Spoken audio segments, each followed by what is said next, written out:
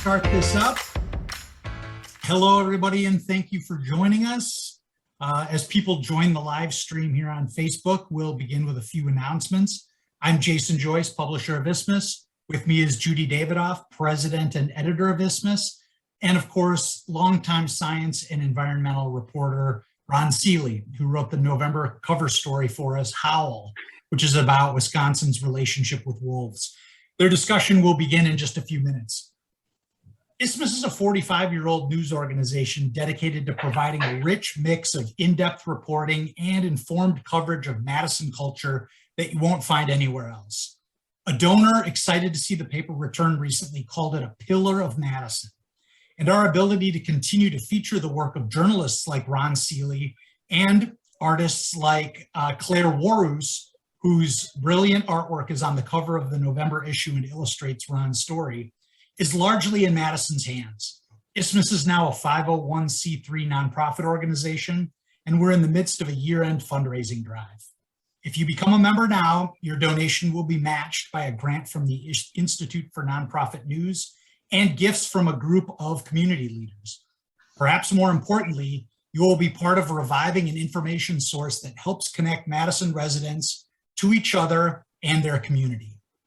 Joining is easy. Head to isthmus.com/donate, or if you're a check writer, feel free to email me at jjoyce@isthmus.com, and I'll be glad to help you out. We urge you to participate in tonight's interview by typing any questions you have for Ron in the Facebook comments. And with that, I'll turn the program over to Judy Davidoff and Ron Seeley. Judy. All right. Hi, everybody. Welcome and welcome, Ron. First, of course, I want to say once again, thank you so much for that wonderful essay. Really thrilled to have it in the paper. And thank you, Judy. Yeah, really great. I think I want to start with a very basic question, which is why should we care so much about wolves?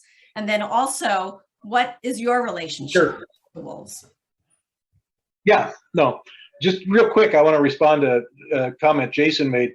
Since I retired from the paper, interestingly, and I retired from the newspaper in 2013, and all of my outlets since then for writing have been with nonprofits. And I think that's really speaks to the importance of nonprofit journalism efforts. I'm thrilled to see Isthmus take that route to stay alive, to keep a print edition on the streets, and it's obviously important to the folks who are in the business. It's important also. You got to remember to writers like myself who are looking. There are fewer places today to publish long-form journalism of the type that you often see in Isthmus, and certainly like the essay on wolves. So it really is worth your generosity to keep those outlets alive and thriving. And I think nonprofits today are one of the important routes to do that. So I just wanted to make sure I mentioned that at the outset because I do appreciate that. So why should we care about wolves? I interviewed really famous biologist Edward O. Wilson, who's works at Harvard. He actually is an ant biologist, and he's written many wonderful books about wildlife ecology and wildlife. And I remember I interviewed him when he was here speaking at the UW once, and I asked him, I said, why do people ask why they you should care. What do you respond when people ask that? And he said, I do get asked that a lot, and I actually get tired of answering it because the answer is so obvious. We should care because it's the right thing to do. He even coined a word for a love of wildlife and a love of the fellow creatures on Earth, and the word is biophilia. He wrote a book by that title. It may have won a Pulitzer. I think he won a couple of Pulitzers. So, but I think we do have an obligation to all living creatures that we share the earth with. We are an apex predator. We're sort of the big cheese on earth. It's incumbent on us to care for these fellow travelers, I think, from a moral and an ethical perspective. So I think it obviously is just the right thing to do, and I think that it becomes imperative. I think when these creatures are through, largely our doing, when these creatures are threatened or their future is in danger, and that then it becomes very important for us to take a responsibility for the future of these animals and help ease them through these various crises that we see arise more frequently these days, it seems like. And that is really a sort of a moral, philosophical perspective. There are more sort of nuts and bolts practical reasons why we should do this. And for the wolf, it's not hard to find reasons for keeping the wolf alive and in its place in the forests. They are very important in the ecology of forests. They do help keep deer herds healthy by thinning the herds, keeping the sick and the elderly populations down, and thereby increasing the overall health of the herd through the science of natural selection. And they also, by keeping the deer herd in control, they also help lessen the amount of understory that the deer chomp away, and oftentimes that can be those can be endangered plant species that are important for treating illnesses. Obviously, there's an important plant that is used in cancer treatments that the deer nibble on. But there are a lot of other plants out there that are important that get eaten away in the understory by deer. One final thing, they do also help by the same way, in the same way that they help keep numbers of elderly and ill deer down. They help combat animal diseases like chronic wasting disease by keeping the animals that come down with that, thinning the herd of those sick and dying animals. So there's a lot of reasons you can think of. I started the essay with a very simple reason, and that is that I just don't think the forests would be the same places they're meant to be up there. The North Woods are meant to resound, I think, with the howl of the wolf, and anybody who's heard that and has sort of felt their skin tingle when they hear it knows exactly what I'm talking about when I talk about the wolves belonging. Well, that was the way you started the essay when you went howling with Adrian. I think I mentioned this to you before. I never had heard of howling. I did not realize it was a scientific way to track wolf packs, and wondered if you wanted to talk, a bit about. I mean, Adrian's been. Yeah, it's such a simple, basic, low tech way to conduct science, but believe it or not, that is when biologists are out at night howling like I depicted Adrian doing in my story. They are doing science. They're doing what they call howl surveys, and it's it's fairly easy to do. If you and Judy knows this from our experience. I sent her a video of me howling with my white shepherd husky mix, and she loves to howl, and when she howls she sounds just like a wolf. And I practiced howling with her because I go up occasionally on these howling trips, and if I can get her to howl, I figure I'm doing a pretty good job. But the reason the scientists use howling is to keep track of the packs, where they are, how many wolves might be in a pack. They can hear that when the wolves respond. They can keep track of the young because the howling of a pup stays different for quite some time, higher pitched, more yips and yipping and yowling, and you certainly can tell the youngsters from the adults. The adults tend to shut up the youngsters after a while, so because they get so enthused, and after a while the wolves become wary of giving up their locations. So they're very careful about that kind of thing.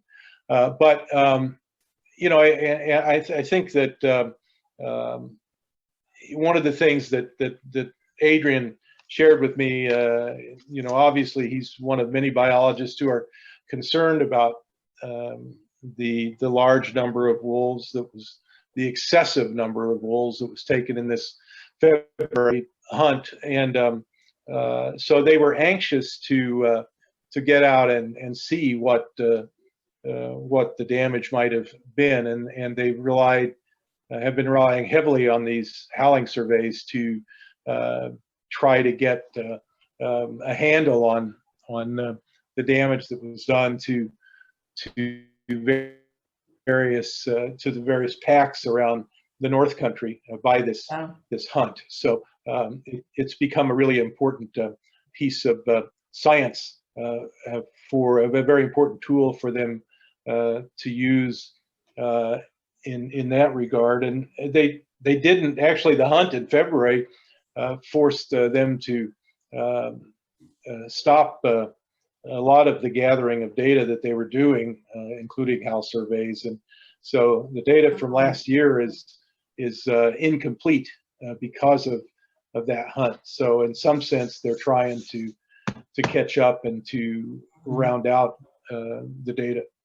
Well, that was a very poignant. I mean, you opened right with that really poignancy of going in the wolves and Adrian expecting or hoping that he was going to hear from his pack, and at least that first night it wasn't to be. So, No, he was very Adrian is very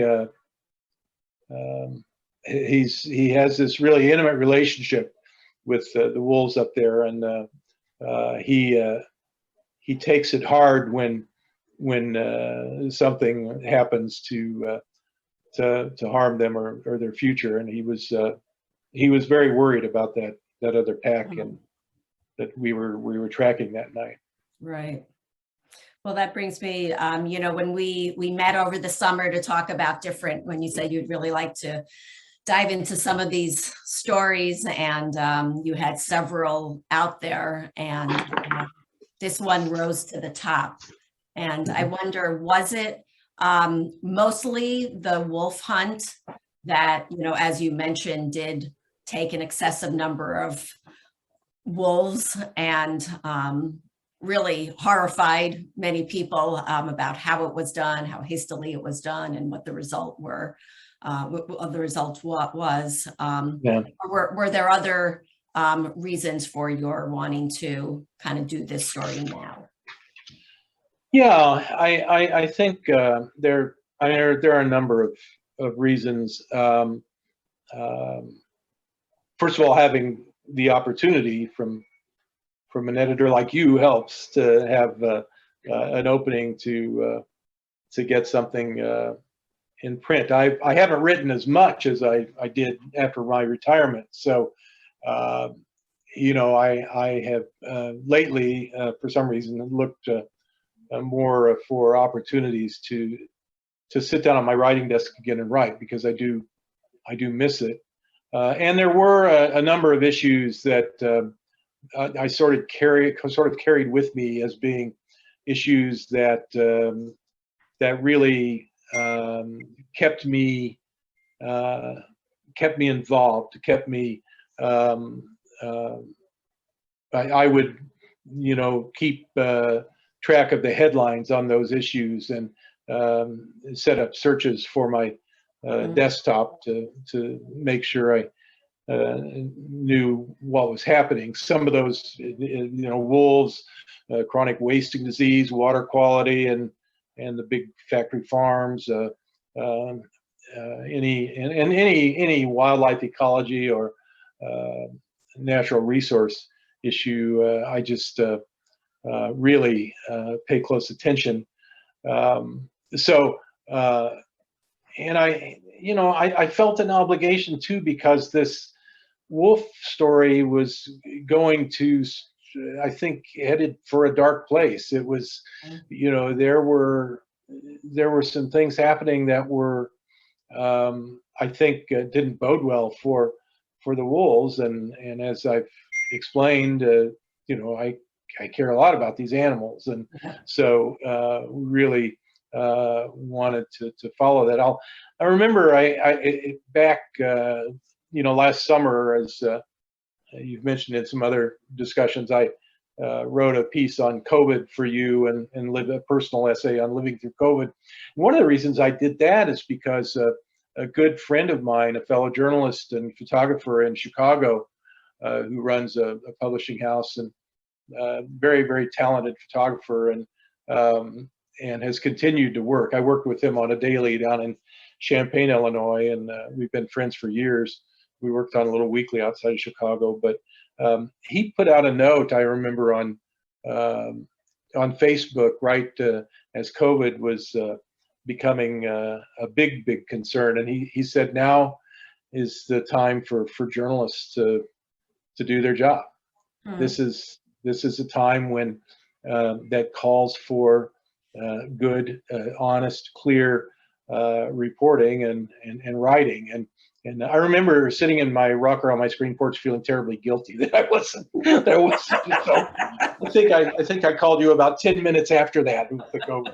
So, well, it's sort of the same way with the wolf. It's such a good motivator. I know. So and for me, it's hard because I suffer tremendously when I write, whether it's deadlines or the line not being perfect, or I drive Kona, my dog, crazy. I drive my wife Doreen crazy. So it's not an easy thing. Or for those who love us. Yeah, absolutely. So, but anyway, the wolves was much the same way. I saw this story, and I saw these things happening, especially politically, that I think needed to be explained and needed some outlet other than being buried in a sort of a straight news story in a place like the Journal Sentinel or whatever. I wanted to really give it a perspective, to give it the essay format, and being in Isthmus allowed me, I think, to get at the truth of what's happening in a more straightforward way, and in a way that was not only allowed me to write about the news, but allowed me to convey the emotion of the issue, which I think often is just as important. So it was the timing, because the hunt had happened. The hunt obviously had turned out to be a disaster. We were headed unbelievably for another hunt with the same parameters, the same kind of brutal hunting techniques, the use of dogs and ATVs and tracking collars for the dogs, just all sorts of techniques that put the wolf at, which already obviously is at a disadvantage, put it at a tremendously unfair disadvantage in Right. terms of others, far from what a hunter calls a fair hunt, and certainly in violation of any number of hunting ethics,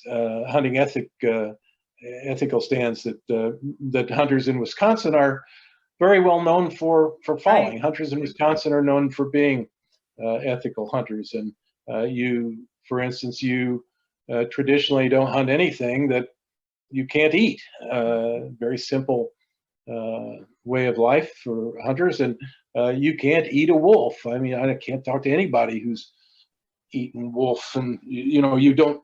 It's as Peter David, who works with the Great Lakes Indian Fish and Wildlife Commission and the tribes up north, and he helps. He's not a tribal member, but he's a really talented biologist who's worked with the tribes for years and years and years. He's also a specialist in rice, which is interesting.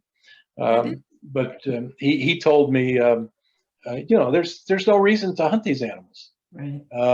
There are many biologists who think the science shows that they can be self-regulating in terms of their numbers. But he said the only reason we hunt them is to put a tacky, hide on the wall, or to out of hatred, out of vengeance, for this mistaken belief that they're killing all the deer, or that they're a danger to humans.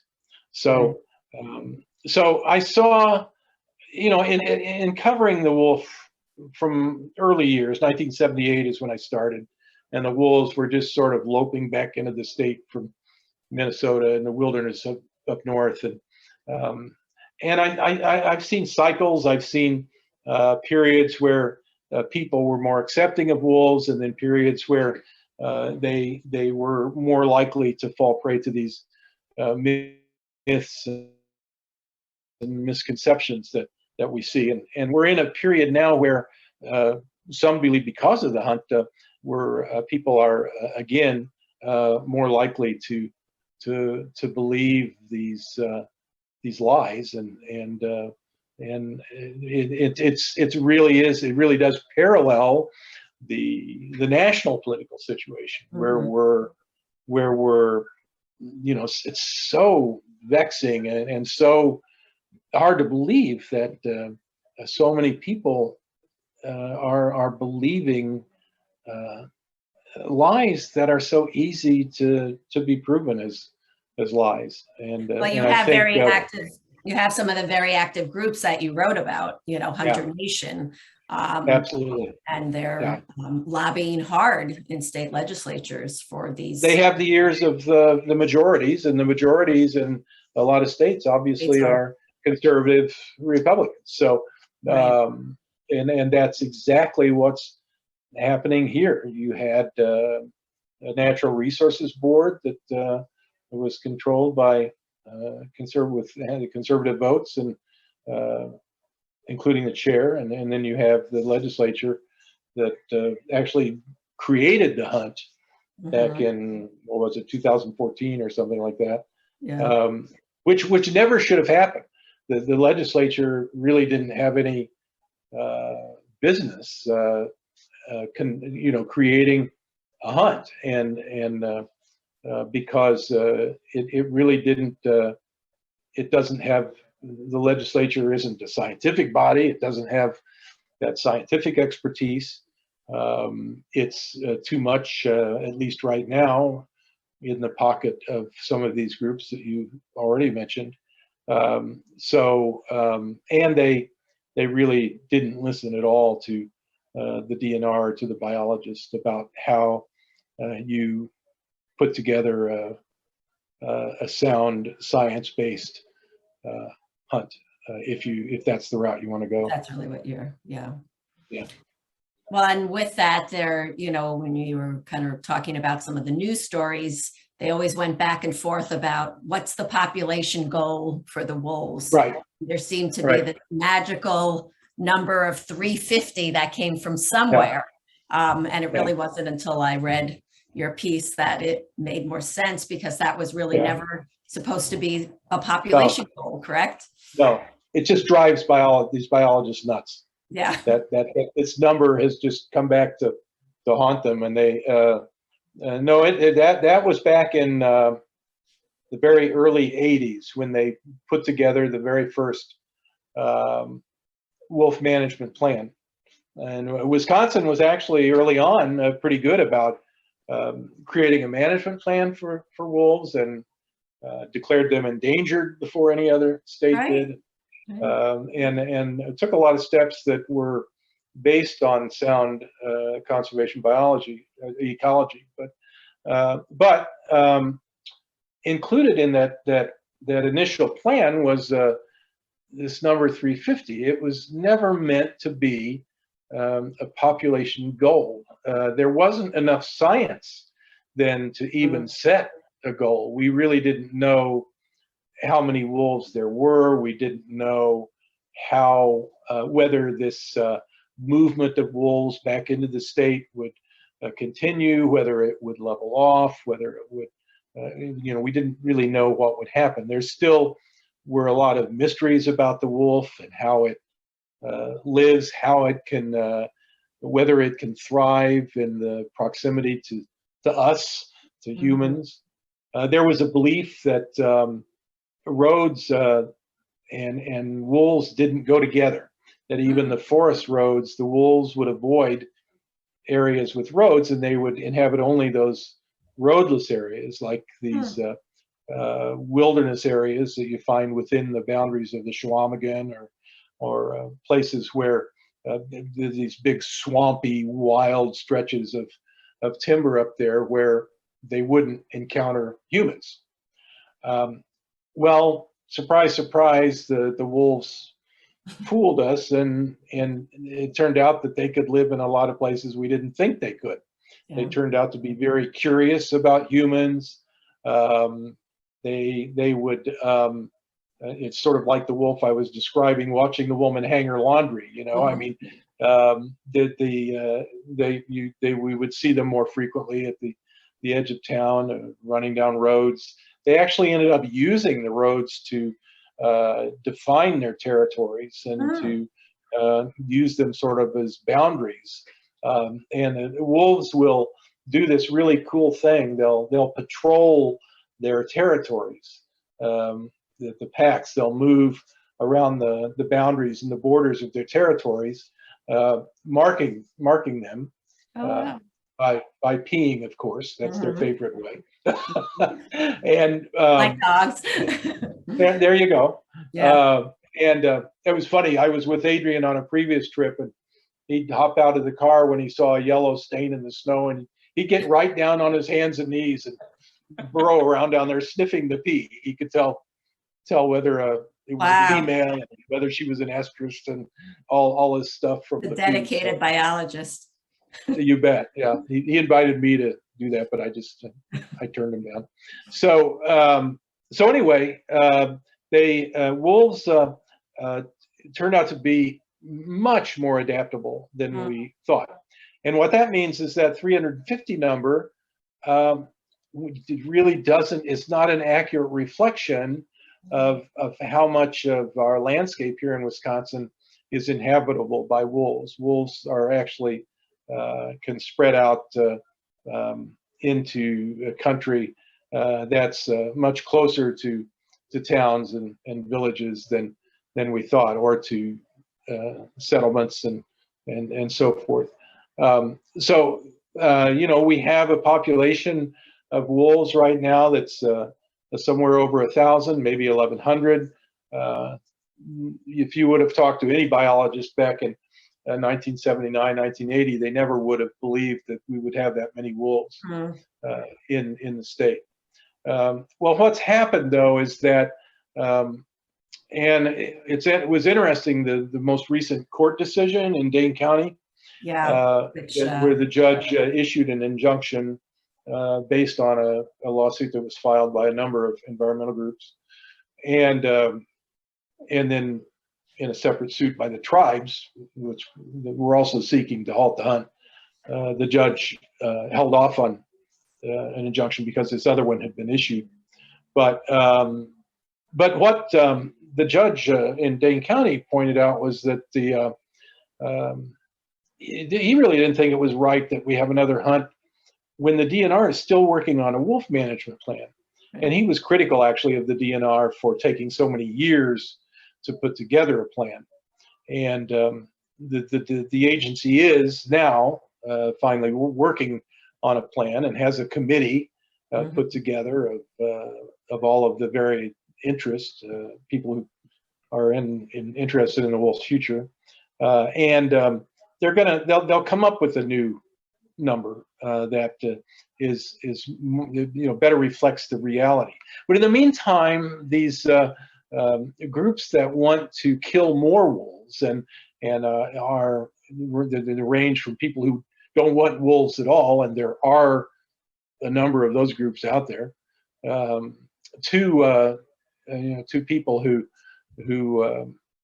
would like to see the number much lower on the landscape right now. They're using that 350 goal number as and saying, look, this is what the DNRs wanted all along. This is what the science says. Well, the science doesn't say that.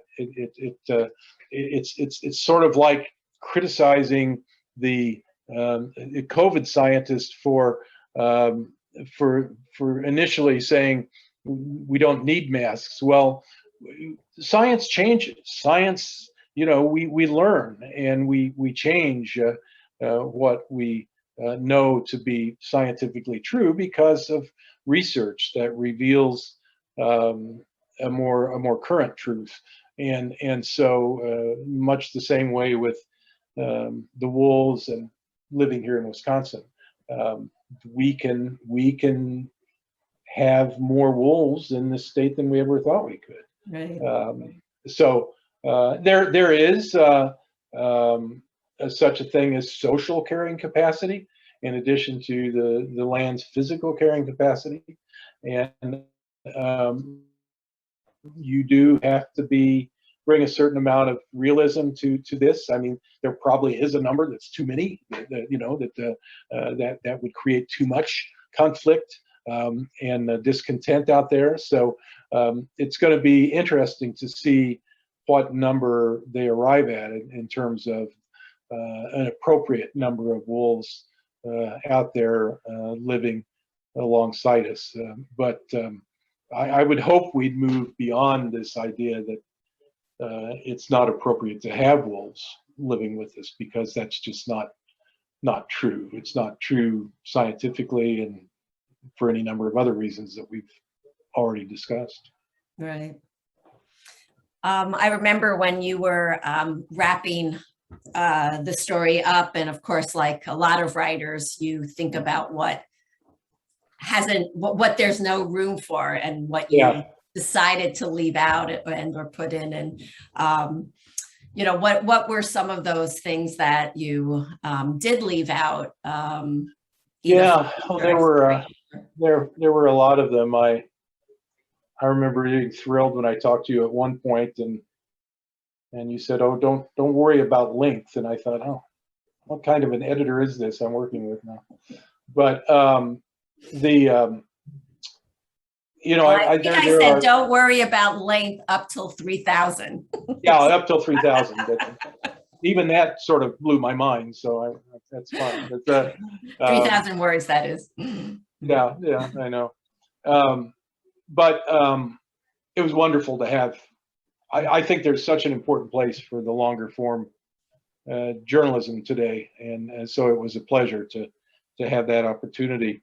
But I think one of the old saws in journalism, especially this kind of writing, is that you can tell how good your article is by the quality of the material that you leave out. You're leaving out or chopping, and I had just a notebook full of material in that regard. There were any number of personal encounters that I've had with wolves that that I would have liked to have shared. There were a lot. I've spent a lot of time over the last 20, especially, well, since the days of the spearfishing controversies up on the landings, the fights between the tribes and some of the local people up there. And I've spent a lot of time on the reservations, and I've grown to really respect the tribes and their ability to manage natural resources and how much they respect natural resources. So I would have liked to have, I just got a couple of paragraphs in the story in terms of referencing the tribes, and they play a very important role in this wolf story, an essential role. So I probably undercovered their role in this, and it's a little bit complicated, but the treaties entitle the tribes to 50% of the wolf number of wolves that are killed during a hunt, or the quota that's set during a hunt for a hunt. So, if the quota is 100, they're entitled to 50 of the wolves. And that becomes smaller as it's parsed in the ceded territory, depending on populations and so forth. But there's always a fairly large number of wolves that the tribes are able to manage and keep as their own in terms of a hunt. But the tribes revere the wolf as a brother, as sacred, and that's not just something that's plucked out of thin air. There's a wonderful book called the Mishomis book that I've used for years. It's called The Voice of the Ojibwe. And it tells everything from their creation story to stories about how various things and creatures and situations came to be. And the wolf plays an interesting role in those stories. The original man, when he was walking the earth and creation was underway, the creator sent the original man would notice that a lot of the animals were in pairs, and he asked the creator, why I need somebody to be walking the earth with me. And so the creator sent the wolf, and the wolf and the original man became great pals, and walked the earth together in those days, and they became really an important friend and a close companion of original man, and helped actually create was part of the acts of creation in the creation stories. And then when the wolf had done his job, and the original man had done what the creator asked of him in terms of peopling the earth and creating villages and all of the parts of life for the Ojibwe, the creator said, now that the wolf has done his job, the wolf will go his own way, and you'll now live separate lives. But the wolf will always be much like you as a Native American. The wolf is always going to be hunted. The wolf is always going to be somewhat of an outcast, and all of these really interesting parallels between the wolf and Native American individual, and so the wolf has always been thought of and described based on these stories as a brother, as a creature who's very sacred to the tribes, and the last thing most of them could think of doing is shooting a wolf. So that there was a lot more depth to that, and these are important stories and important spiritual beliefs for the tribes. So when you hear that lends a whole new perspective to a natural resources board meeting where you hear a board member saying, well, we're not going to really worry about that number of wolves that the tribes claim in their treaties. We're just going to jack up the number, the quota, so it negates that number. That shows a tremendous amount of disrespect for the way, their spiritual way of life, and it's disgusting. And actually the board, the DNR secretary, Preston Cole, spoke up very forcefully at one of the meetings and said, you just can't do that. That's outrageous. So I would have liked to have had more in the story about the tribes. I think there were some other details. It's really, I think what the board, the resource DNR, the Department of Natural Resources, is doing now in terms of putting together this new management plan. That's a very important thing. It's a very elaborate setup, this committee, how they're doing it. And there's that management plan is going to be important, and the debate that they yet have to have about this population goal is going to be a very important debate.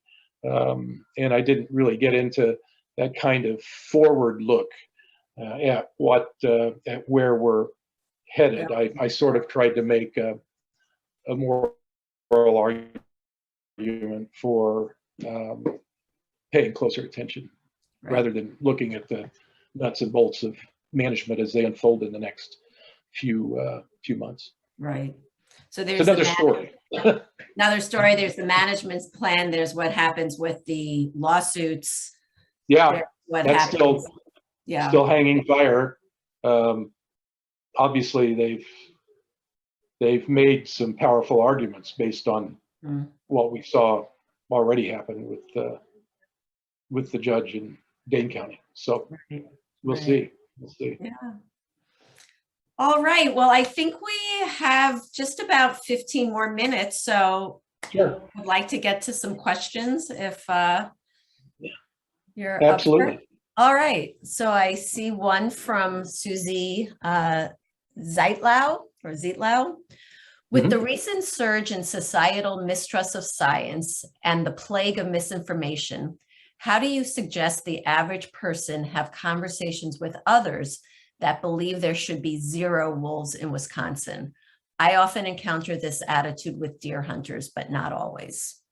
Yeah, I think all of us are really grappling with that, not only on this issue, but obviously with COVID and vaccinations and a lot of issues.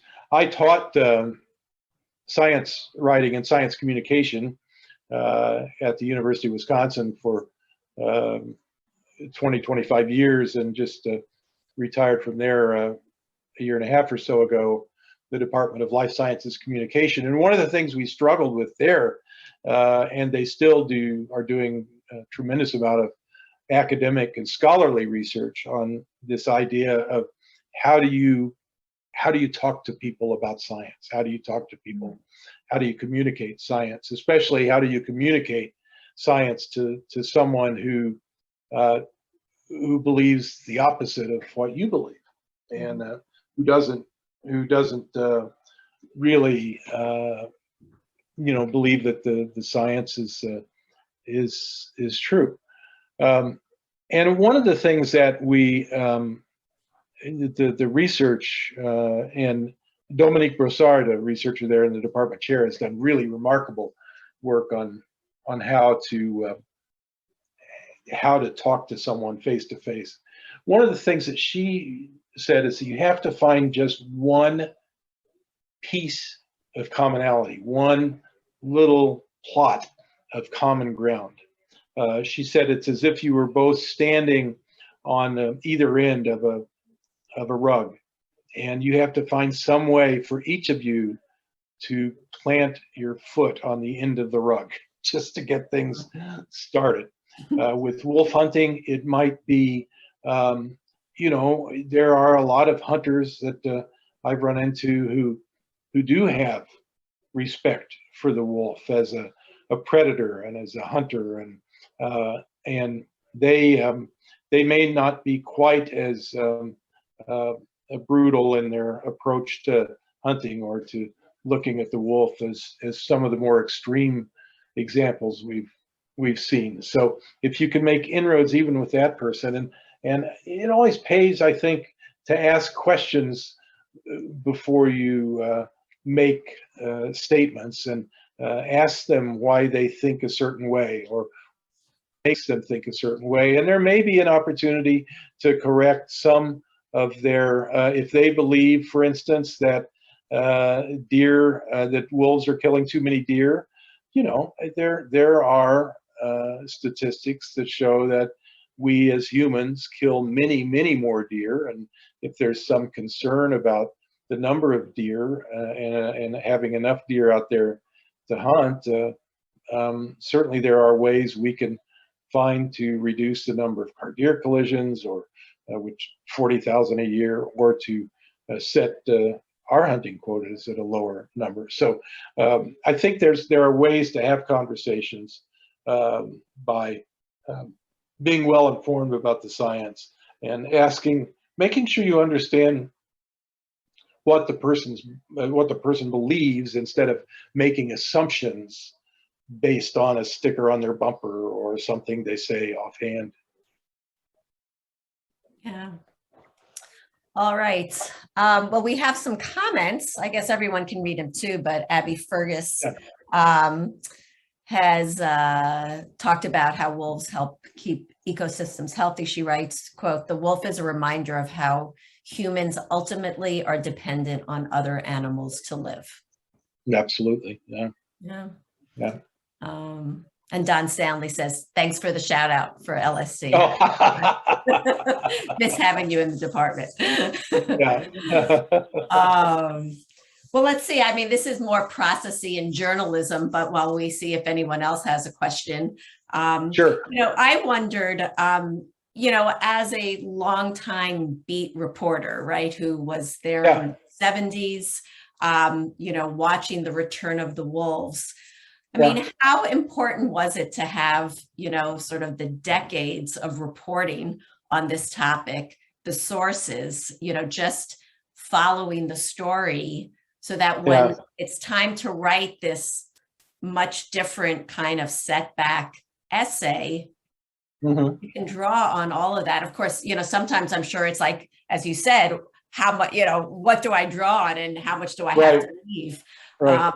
But still, I would think that's a pretty rich way of writing something like this. And as one of it's humbling. One of your fans said in the email, it's clear that you had that background. Yeah, and it's rare that a reporter can latch onto a story sort of at a crucial point, and then follow it as it unfolds for decades. And it's such a privilege to have been able to do that. And I think that one of the things that I just can't encourage young journalists enough is that you have to take advantage of that broad span of time by immersing yourself and becoming as much of an expert as you can. And that's, I think, one of the things that that long period of time that I was covering this allowed me to do. And it also, as you mentioned, allowed me to establish close ties with these sources at the outset of my coverage. And when I started in October of 1978, it was a beautiful fall with great fall colors, I remember. Steve Hopkins, my editor at the time, told me when I arrived here to buy a pickup truck and just start driving. And that's what I did. I got I loaded up my dog at the time, I remember, and bought a 72 Chevy C10, and that was also great for hauling firewood. And I just took off. And one of the stories that I covered initially was the story of wolves. By that time, they were starting actually to show up in central Wisconsin forests even. But Dick Thiel was the biologist then who ran the recovery program for the agency, and I got to know him right away.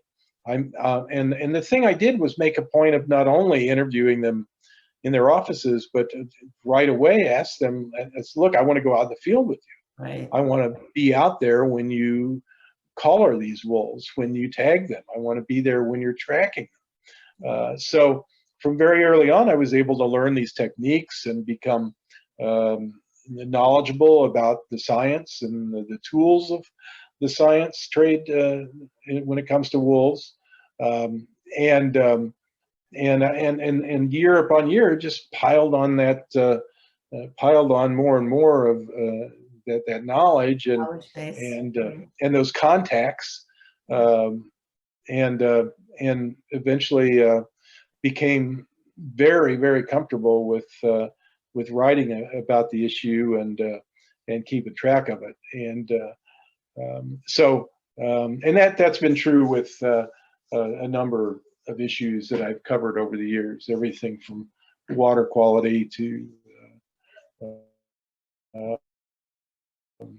I've probably actually written about water more than any other single issue. Uncovered a controversy at the Madison Water Utility and covered the damage being done by the factory farms and that kind of thing. So, but the wolf, it's been interesting to follow the changes in public opinion, the ups and downs. Interesting to follow the evolution of the wolf on the ground, the population numbers going up and down, the diseases that the wolf has had to overcome. If anything, it's taught me about about how stubborn and how strong a sense of survival the wolf has. Well, that mom wolf that you write about that Adrian had tracked, and she just had a number 475 and 475, but he thought she was gonna not make it beyond the year, and then she went on to have how many litters? I didn't describe that in as much detail. I wrote a whole story about that for the State Journal, and I wasn't able to convey it as much in this story, but it just really was so hard for Adrian to, when they got the mortality signal, for him to walk back into that swamp and find her body after all those years. And he was hoping he'd find her still alive, but she wasn't. So that was very sad. Yeah. But anyway, yes, we have another one from Kelly Villas. Can you comment on the coalition that put together the wolf management blueprint, and how or will the DNR NRB incorporate this into their plan, if at all? Yeah, I think she's referring to the committee that was formed. It was a very diverse committee, I think, and there were a number of voices that were heard. I think there still is some work to be done on that, but I do believe that especially today, as opposed to the last, 4 or 5 years or 6 years before this, the agency is much more likely to embrace recommendations from a committee like that and take the recommendations seriously. Todd Ames, the deputy secretary, is an old close source of mine, and he, in describing, he came back to serve as the deputy secretary after being away from the agency for a number of years and working with NGOs and water quality groups. But it was interesting to talk to him for this story. He described how he would have meetings when he first came back, and professionals and biologists and scientists would sit around the table, and he could not get them to talk. They just wouldn't express their opinion. And he said that's changed a lot, and they're really being encouraged to listen to the opinion of people of the public and try to take them those thoughts and ideas into consideration when they put together plans like this. Okay, Frank Hill, what the heck is the motivation behind hunting sandhill cranes as well? Yeah, that's another wacko idea. Sadly, it comes again down to the political majorities on these boards and the legislature. This reminds me of the idea of hunting mourning doves, which came up same thing. several years ago, and I'll never forget the legislator who called me into his office and was a big supporter of this. And I said, you show me how you can eat a mourning dove and all. And so, within a week, he said, come on in for lunch, and he had a crock pot full of mourning doves. But what was funny is we ran a photo of him with a mourning dove leg, and this guy, I forget his name, he was from down southwest Wisconsin.